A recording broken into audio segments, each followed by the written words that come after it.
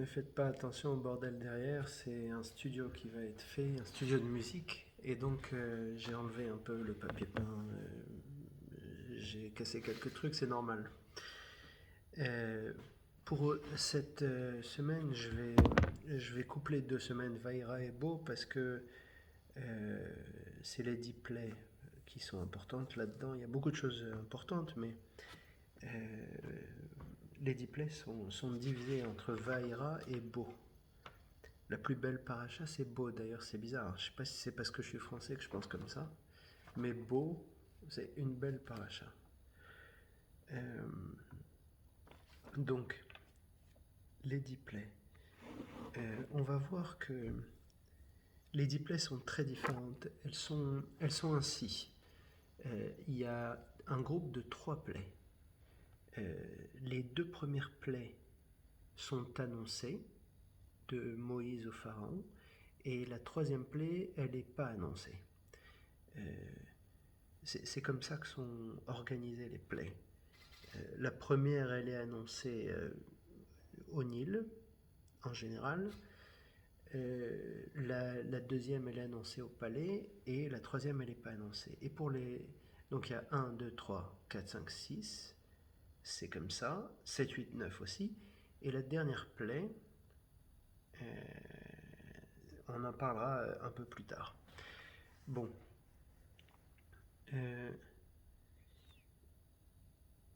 Donc Moïse et Aaron avertissent Pharaon pour le sang, les grenouilles, 1, 2, les bêtes sauvages, la peste, 4, 5, et ils n'avertissent pas pour les poux, le 3, pour les ulcères, le 6, et pour la grêle, le 7. Ça c'est pour la paracha Vaïra. Pardon, donc 7, 8, 9, 10, il n'y a pas d'avertissement. Mais par contre, il y a marqué avant 7, 8, 9, 10, maintenant je vais mettre toutes mes plaies.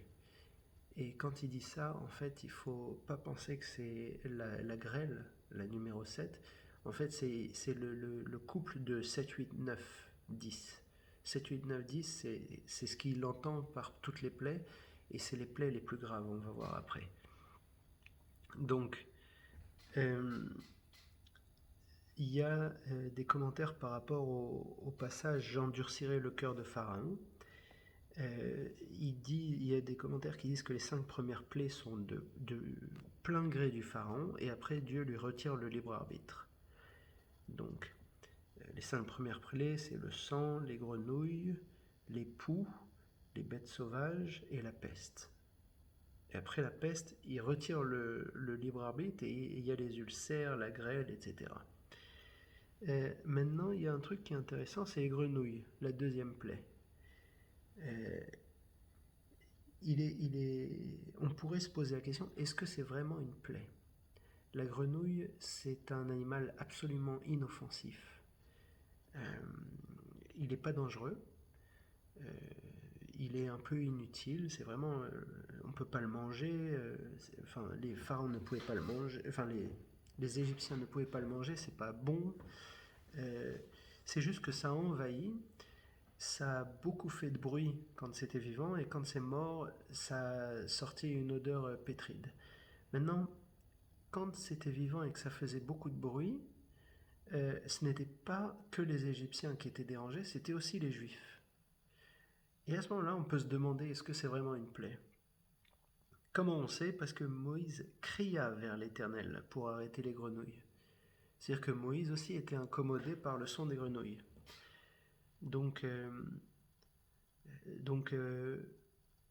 les grenouilles, ça peut être une question, il y a plein de commentaires dessus, et comme j'aime pas aller dans le trop fantastique, je vais résumer que, en gros, on dit que tous les animaux ont une,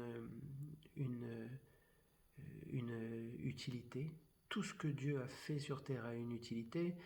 Et par exemple, il y a les bons animaux qui rapportent quelque chose à l'homme. Les moustiques même peuvent rapporter des potions pour la santé.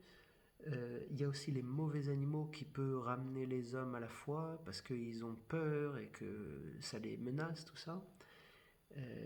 du coup, ces mauvais animaux ont une utilité. Par contre, la grenouille n'a absolument aucune utilité.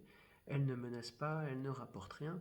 Mais il y a quelque chose qui dit que sans les grenouilles, Dieu n'aurait jamais pu frapper les Égyptiens. Genre cette plaie, elle est très importante. Et jusque-là, j'ai pas compris encore pourquoi. Mais bon, apparemment, si jamais vous voulez chercher et vous voulez me dire la réponse, ça m'intéresse.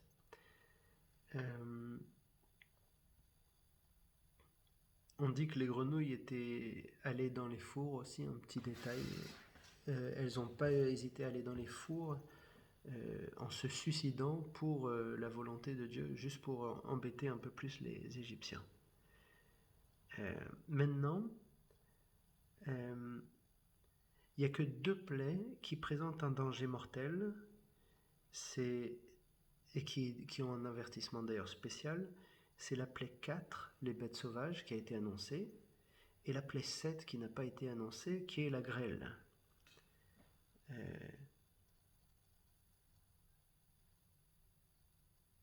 La grêle qui a... ces deux plaies, elles ont entraîné Pharaon à prier à Moïse d'arrêter. C'est pas les seules, mais c'est là qu'il a commencé à... Non, c'est même pas là qu'il a commencé, mais il a promis à Moïse des choses. Donc, les bêtes sauvages, il a promis de les laisser, mais sans s'éloigner. Et pour la grêle, il a promis aussi qu'il craignait Dieu, mais Moïse il dit qu'il ne le croit pas. Et bizarrement, il y a une seule plaie avant ces deux-là où Pharaon a demandé à Moïse d'arrêter, et c'est les grenouilles. Donc ça, c'est vraiment très intéressant. Qu'est-ce qu'il y a de si incroyable dans les grenouilles? Pourquoi Pharaon a prié Moïse d'arrêter et a promis de le libérer avec les grenouilles, la deuxième plaie? Alors que ça n'a pas l'air d'une vraie plaie. Donc ça, c'est une question qui se pose, et je vous avoue que dans ces 2 parachutes, je vais poser des questions. J'ai déjà donné plein d'informations sur ces 2 parachutes, sur des vidéos d'avant. J'ai envie de poser des questions et de ne pas y répondre, parce que j'ai pas une réponse satisfaisante. Et j'aimerais bien, si vous avez des réponses, que vous participiez. Maintenant, je voulais... Attendez. Ouais, je voulais juste rappeler, même si je l'ai déjà dit plein de fois, que quand Rachid dit que Moïse allait auprès du Nil pour la première et pour la 4e plaie, pour avertir le pharaon, car il se cachait pour faire ses besoins, car il voulait faire croire à son peuple que c'était un dieu.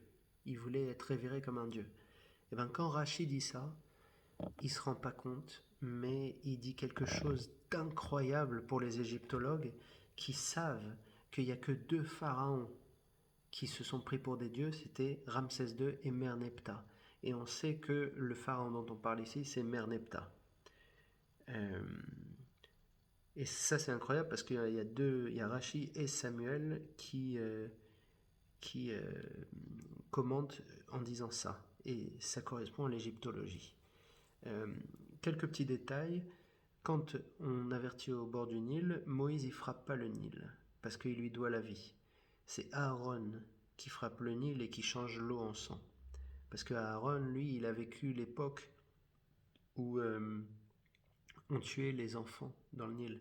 Mais Moïse, lui, il a été sauvé par le Nil, donc il ne peut pas se permettre de frapper le Nil. Un autre détail, quand il faudra frapper la terre pour les sauterelles, Moïse il frappera pas la terre parce que la terre a enseveli le pharaon, l'Égyptien que Moïse a tué. Donc pour remercier la terre, il la frappe pas. Il faut être très consciencieux et gentil et reconnaissant, même envers les choses qui nous ont aidés. Donc imaginez envers les hommes, mais même envers les choses. Moi, je suis extrêmement reconnaissant dans le Bitcoin parce que ça m'a libéré. Il faut que je sois reconnaissant au Bitcoin de la même manière que Moïse est reconnaissant envers le Nil et envers la terre.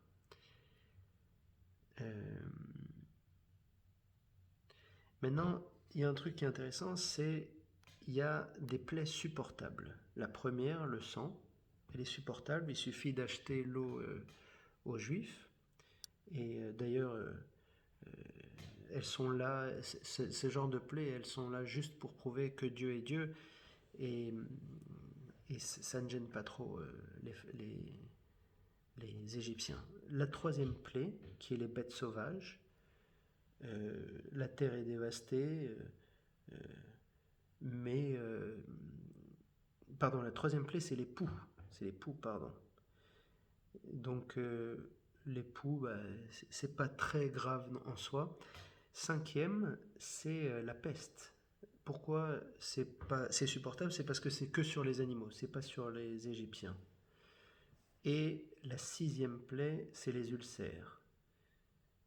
Et les ulcères, ça touche particulièrement les devins. Il y a ça qui est spécifié pour dire que c'est la façon dont Dieu a envie de punir en particulier les personnes qui se prennent pour Dieu.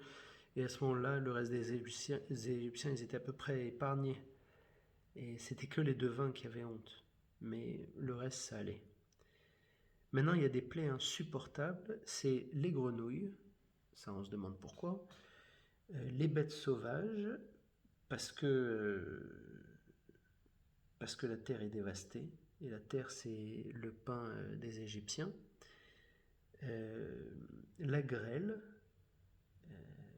parce qu'il y a un danger de mort. D'ailleurs, les bêtes sauvages aussi, un danger de mort. Et 8, 9, 10 qu'on va voir dans la paracha suivante. Juste, je corrige ce que j'ai dit avant, c'est pour les poux que Moïse n'a pas frappé la terre, hein. C'est pas pour les sauterelles. Pour arrêter la plaie.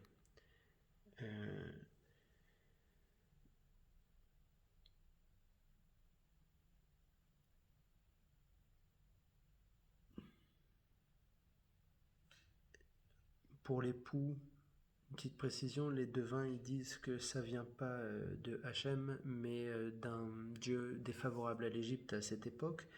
Et de toute façon, Moïse n'a pas annoncé cette plaie, puisque les poux, c'est la numéro 3, et on sait que... D'ailleurs, c'est la première qu'il n'a pas annoncée. Attendez. Ouais, donc juste pour dire ce que je disais tout à l'heure, avant la grêle, il y a marqué 7 fois j'envoie toutes les plaies. Et Rachi en déduit que la mort des premiers-nés équivaut à toutes les plaies. Mais le problème, c'est qu'il dit ça avant la grêle. Donc le Maharal de Prague, il résout ça en disant que Dieu parlait du dernier groupe de plaies qui est 7, 8, 9, 10.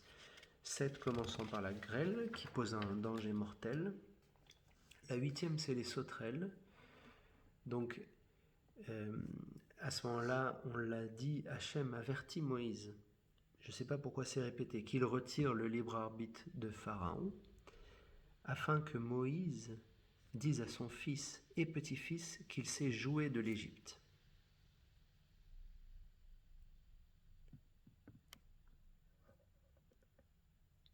Et à ce moment-là, Moïse il demande à Pharaon, jusqu'à quand vas-tu t'humilier?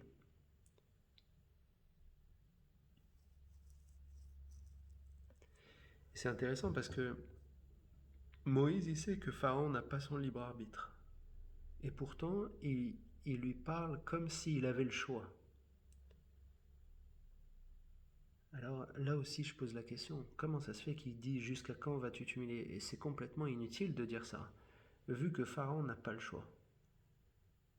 Il ne peut pas dire bon, j'arrête, puisque Dieu lui-même lui a retiré son libre arbitre, ce qui est comment dire, ça s'est jamais produit. Et ça se reproduira jamais. Dieu laisse le libre arbitre aux hommes. C'est une des conditions sine qua non de toute la condition humaine, que ce soit la foi, le choix entre le bien et le mal, les mitzvot, ça dépend du libre arbitre. Donc,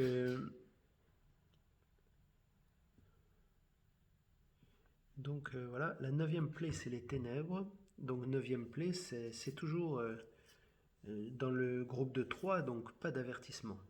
Je m'étais trompé tout à l'heure. La 7e plaie, est-ce qu'il y a eu un avertissement? Il y a eu sans avertissement. La 8e, il y a eu un avertissement. Et la 9e plaie, pas d'avertissement. Il y a quelque chose qui ne va pas là. Normalement, la 7e plaie, elle aurait dû avoir un avertissement. Mais bon. Ténèbres, pas d'avertissement. Ça dure 3 jours. Le pharaon propose de partir et de laisser le bétail. Et c'est là que Moïse répond, non seulement il va partir avec le bétail, mais avec toutes les richesses. Et Pharaon dit, le jour où tu reverras mon visage, tu mourras. Et Moïse dit, je ne reverrai plus ton visage.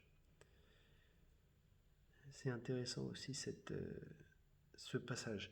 Donc, quelques précisions avant de parler de la plus importante des plaies. Il y a quelques passages qui posaient des questions qui sont résolus. Donc, un moment, Pharaon dit que Hachem soit avec vous quand je vous laisserai partir. Et ça veut dire, en fait, je ne vous laisserai jamais partir. C'est une sorte de sarcasme. Autre chose, le mal vous fait face. Le mal, ça se dit Ra en hébreu. Et Rashi dit quelque chose de fantastique.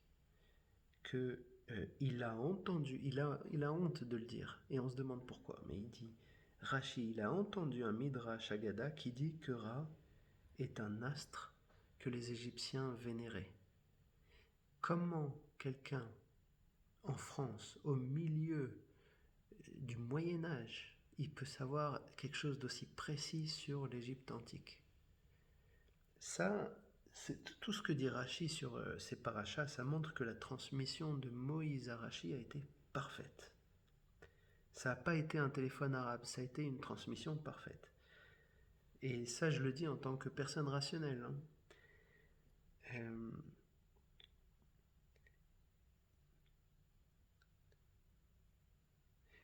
Alors, autre chose. Eli Munk dit que les plaies s'étendent sur 12 mois. La grêle en Hada, c'est pas très intéressant en fait. Attendez. Les ténèbres, c'est une plaie où il paraît qu'on tue les juifs non méritants. Beaucoup de juifs non méritants sont tués lors des ténèbres. Pourquoi? Parce qu'il ne faut pas que les Égyptiens sachent. Il y a un nettoyage qui est fait au milieu des Juifs, mais on ne veut pas que les Égyptiens caracolent. Donc on le fait pendant les ténèbres. Il y a Rashi qui calcule, vu que c'est 4/5 du peuple, qu'il s'agit de 2,5 millions de Juifs qui ont été tués pendant la plaie des ténèbres. C'est un passage qu'on ne montre pas trop, on commande pas trop, on n'en parle pas trop, mais il faut savoir que pendant les 10 plaies, il y a eu 2,5 millions de juifs, selon Rashi, qui ont été assassinés.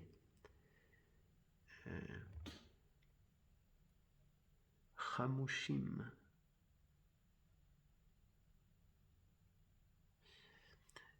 Donc, pendant les ténèbres, on sait qu'ils pénètrent dans les maisons des Égyptiens pour regarder où sont les ustensiles, comme ça ils pourront leur demander quand ils devront partir, et partir avec toutes les richesses d'Égypte. Maintenant, pour la dernière plaie, c'est la plus intéressante et c'est aussi, elle est très riche de leçons, et j'en ai parlé avant, donc je répète pas, mais il y a quelque chose qui est assez intéressant. Déjà, Moïse dit, elle va arriver vers minuit, parce qu'il avait peur que les astrologues calculent mal et disent, ah, ça s'est pas bien passé comme tu as dit, donc Hachem, c'est pas Hachem. Donc il a dit vers minuit au lieu de dire à minuit. Mais en fait, on sait que c'est à minuit parce que on dit que Dieu a un attribut de rigueur et un attribut de bonté. L'attribut de rigueur, c'est la première partie de la nuit, et à partir de minuit, le jour va commencer, et c'est l'attribut de bonté, grosso modo. Et minuit, c'est le moment où l'attribut de rigueur et l'attribut de bonté se rejoignent. L'attribut de rigueur qui va tuer les Égyptiens et l'attribut de bonté qui va sauver les Juifs. Mais il y a quelque chose d'intéressant, c'est que c'est la seule plaie des 10 où les Juifs doivent préparer quelque chose de spécial, où les Juifs doivent montrer qu'ils sont du côté de Dieu. Et sous-entendu, s'ils ne le montrent pas, ils vont mourir comme les Égyptiens. Les premiers-nés vont mourir comme les Égyptiens. Donc, ils doivent faire toute une cérémonie. Ils doivent capturer et observer un agneau pendant quelques jours. Ensuite, ils doivent abattre l'agneau, le rôtir. Il ne faut pas qu'il y ait d'eau cassée. Ensuite, il faut le manger pendant que les Égyptiens meurent. Ça ressemble un petit peu bizarrement au fils de Yaakov qui mangeait pendant que Yosef il était dans le puits en danger de mort. Et quelle est la leçon de ça? Je ne sais pas. Une autre question pour vous. Pourquoi on force les Juifs à manger alors que les Égyptiens meurent? Par contre, quelque chose qui est logique, on les empêche de voir la mort des Égyptiens comme on avait empêché Lot et sa famille de voir la mort de Sodome et Gomorrhe. Vous vous rappelez que Dieu avait aussi décidé la mort de 2 villes, en fait 5, mais on retient Sodome et Gomorrhe en général, et que Lot et sa femme n'avaient pas le droit de se retourner. Malheureusement, sa femme s'est retournée et elle a été changée en statue de sel. Et bien là aussi, on leur demande de rester chez eux. Les Juifs doivent rester chez eux et ne pas sortir de toute la nuit. Dieu va tuer ses enfants. C'est les enfants des Égyptiens, mais c'est aussi les enfants de Dieu. Donc les Juifs, quelque part, comme Lot, vous vous rappelez qu'Abraham, lui, il a regardé Sodome et Gomorrhe, mais il ne s'est pas changé en statue de sel. Pourquoi? Parce qu'il était méritant. Lot n'était pas méritant. Lot et sa famille n'étaient pas méritants. Et bien là, on peut en déduire que les Juifs n'étaient pas méritants. Ils ont été sauvés par bonté par Dieu, mais ils ne méritaient pas quelque part d'être sauvés, et c'est pour ça qu'ils ont dû mettre du sang sur le linteau et tout ça, et faire toute une cérémonie, parce que l'ange de la mort, il n'aurait pas fait la différence entre les Juifs et les Égyptiens. Il aurait vu un Juif, il aurait dit, il vaut pas mieux qu'un Égyptien. Donc c'est pas que mon interprétation, c'est dans les commentaires, ils disent que c'est pour ça qu'il y a eu une préparation spéciale pour cette plaie, parce que les Juifs risquaient de mourir aussi, parce qu'ils ressemblaient aussi aux Égyptiens, ils étaient tombés dans l'idolâtrie, ils s'étaient assimilés. Donc on leur a demandé de faire un effort, de tuer un dieu égyptien, de mettre son sang sur tout ça. Un commentaire intéressant que j'avais pas vu, et je me demande d'où je le sors, mais je l'ai marqué. Il y avait marqué les Juifs doivent rester à la maison la nuit, et ça veut dire qu'il faut rester juif en exil. C'est une des leçons. Il y a plein d'autres leçons comme ça qui est intéressante. Il faut toujours prendre de manière très philosophique, symbolique, spirituelle les choses qui sont écrites, parce que il y a des phrases comme ça qui veulent dire plus que ce qu'elles veulent dire. Aussi quelque chose, 10e plaie, un truc aussi intéressant, c'est que dans la plaie des premiers-nés, les Égyptiens disent « nous périssons tous ». Ils disent pas « les premiers-nés périssent », ils disent « nous périssons tous ». Et il y a un commentaire fabuleux qui dit que les femmes égyptiennes étaient très adultères et avaient plusieurs premiers-nés. Le pharaon lui-même était un premier-né, mais il a été épargné. Mais pourquoi je dis que c'est un commentaire fabuleux? C'est parce qu'en égyptologie, on sait que c'était comme ça. Et d'ailleurs, le pharaon lui-même, il était marié à une femme, mais il était aussi marié à ses filles, il faisait des enfants avec ses cousines, même l'inceste qui existe dans toutes les tribus les plus primitives. Chez les Égyptiens, ça n'existait pas. C'était quelque chose d'inédit qu'on n'a jamais vu avant, qu'on n'a jamais vu après. Il y a un livre de Freud qui s'appelle Totem et Tabou, qui est fantastique, vraiment, moi qui m'a ouvert les yeux de manière extraordinaire sur la psychologie, sur le monde, et qui étudie les tribus primitives. Et toutes les tribus primitives ont une loi sur l'inceste. Après, elles n'ont pas toutes la même définition de l'inceste. Parfois, c'est pas la famille comme on l'entend, c'est la tribu ou des choses, mais il y a une peur de l'inceste qui existe dans toutes les tribus primitives et même dans les tribus non primitives. Pourquoi, quand par exemple vous avez un meilleur ami, eh ben, vous allez dire à votre fille que c'est le tonton. Eh ben, c'est cette peur de l'inceste qui vous mène à dire ça. Parce que euh, ce serait extrêmement horrible qu'un tonton couche avec sa nièce. Donc, pour éviter que votre meilleur ami, entre guillemets, il faut penser très inconscient, hein, couche avec votre fille, eh ben, vous l'appelez tonton. Et ça fait peur. Voilà, c'est la peur de l'inceste. Il y a plein d'autres exemples comme ça. Freud est beaucoup plus précis dans ces exemples. Mais les Égyptiens n'avaient même pas ça.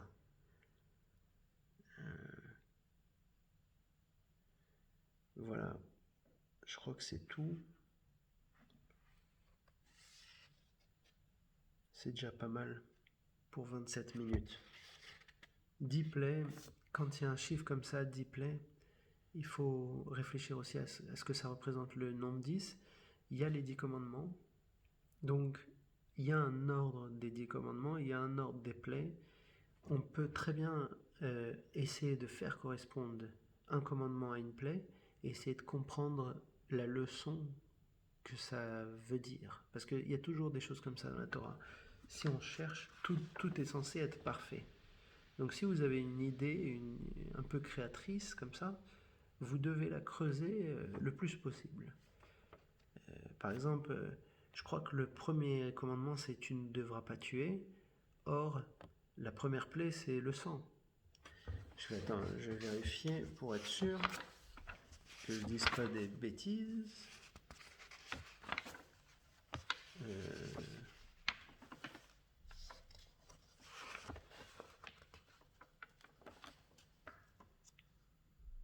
Tu n'auras pas d'autre Dieu. Voilà, j'ai dit des bêtises. La première plaie, c'est tu n'auras pas d'autre Dieu. Et c'est vrai que la plaie du sang, c'était pour montrer aux Égyptiens que Dieu était Dieu. Et d'ailleurs, les grenouilles aussi, j'ai oublié de le dire, mais le Nil était une divinité pour les Égyptiens, d'après la Torah. Je n'ai pas vu un égyptologue qui confirme ça, malheureusement. Mais le Nil était une divinité, en tout cas c'était leur gagne-pain, ça c'est sûr, et le sang qui vient du Nil, pendant que le pharaon il était dans le Nil, le Nil qui se transforme en sang, et ensuite les grenouilles qui sortent du Nil, c'était une façon pour Dieu de dire voilà c'est moi Dieu, c'est pas le Nil. Et d'ailleurs Dieu il dit voilà je fais ces plaies pour qu'ils comprennent que je suis Dieu. Et les deux premiers commandements, tu n'auras pas d'autre Dieu que moi, non, et le deuxième, c'est pas d'idole. Donc c'est intéressant que le sang et les grenouilles correspondent à ça, si on réfléchit bien. Le troisième, c'est les poux. Les devins sont incapables de reproduire le miracle. Ils disent à Pharaon que c'est Dieu. Et le troisième, c'est n'invoque pas en vain le nom de Dieu. Alors, quel est le lien? Je ne sais pas, mais il y a quelque chose. Il y a quelque chose. Après, il faut regarder en détail qu'est-ce qui est marqué pour les poux, pour les machins. les bêtes sauvages, la terre est dévastée. Pharaon prie Moïse d'arrêter. Ne vous éloignez pas trop. Et Moïse lui dit, ok, mais tiens la parole, tiens c'est ta parole cette fois. Et quatrième, souviens-toi du Shabbat. C'est vrai que c'est la première fois que le pharaon dit arrête, laisse-nous nous reposer. Cinquième, honore tes parents afin que tes jours se prolongent. Et cinquième, c'est la peste sur le bétail. Là, je ne vois pas le lien. Sixième, c'est tu ne tueras point, enfin. Et sixième, c'est les ulcères qui touchent principalement les devins. Là aussi, je vois pas forcément, c'est pas évident. Septième, c'est l'adultère. Et là-bas, c'est la grêle, il y a un danger mortel. Huitième, c'est tu ne voleras pas. Et la huitième plaie, c'est... La huitième plaie, c'est quoi? Les sauterelles. Il enlève le libre arbitre pour les sauterelles. Jusqu'à quand vas-tu t'humilier? C'est pour les sauterelles, tout ce passage. Sauterelles qui viennent d'un vent d'est, le pharaon supplie, et un vent d'ouest chasse les sauterelles pour aller vers la mer des joncs. Ou la mer des joncs, c'est la mer qui s'ouvrira. Et le huitième commandement, c'était tu ne voleras pas. Est-ce que les sauterelles volent? Dieu a volé le libre arbitre de Pharaon pour cette plaie. Je ne sais pas. Neuvième plaie, c'est les ténèbres. Et pas de faux témoignages. Ténèbres, pas de faux témoignages. Justice est aveugle. Je sais pas, on peut toujours trouver des liens aussi, hein, mais c'est peut-être tiré par les cheveux. Et le dixième commandement, c'est tu ne convoiteras pas maison, femme, esclave, servante, bœuf, âne, rien. Et la dixième plaie, c'est les premiers-nés. Donc, est-ce qu'il y a un lien? À vous de creuser. Mais on peut toujours chercher des choses comme ça. C'est très intéressant d'être créatif et d'avoir ses propres chidushim dans la Torah. Voilà, ça fait 32 minutes, mais c'est 2 parachas. Donc, voilà. Au revoir.